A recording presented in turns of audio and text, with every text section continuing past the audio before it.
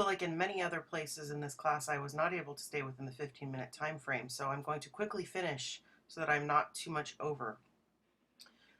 I left off discussing the problems I encountered with my solar panel project. I was never able to successfully get light bulbs to light in series and parallel, more than one light bulb.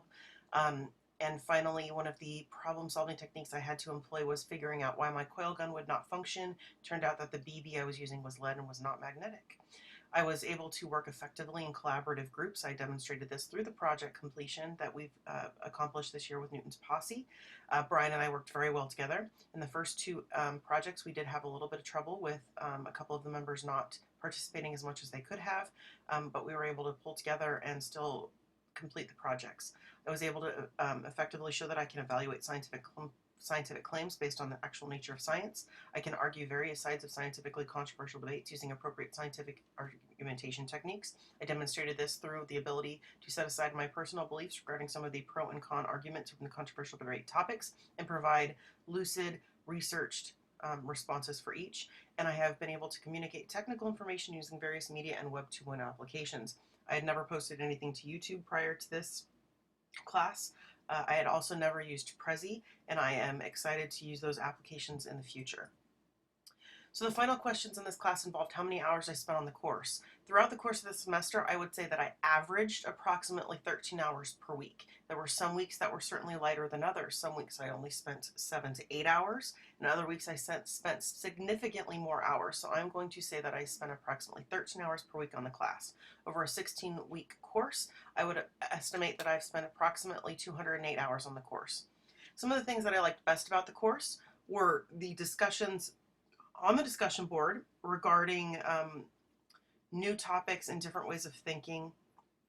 I also enjoyed the Skype interview with David, and I enjoyed building the projects, although I must admit to a great deal of frustration when I couldn't get them to work as I wanted them to.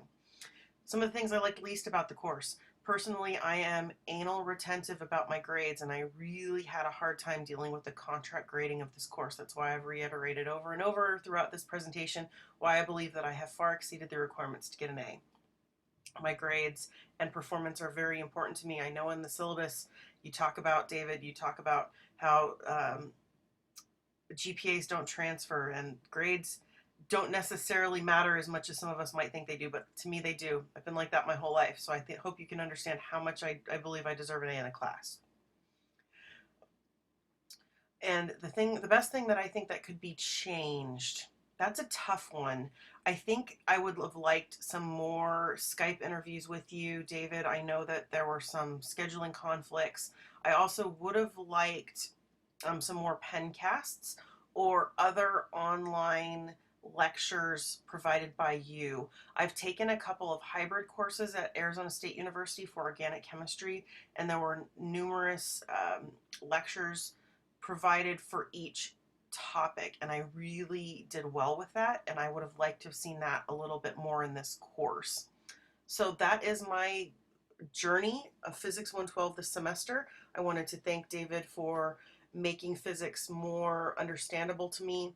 I've never been a big physics person. I enjoy chemistry a lot, biology all right, and physics has always been kind of the class that I dread taking, and I don't feel that way having left this course. So thank you very much, and if you have any questions, please let me know.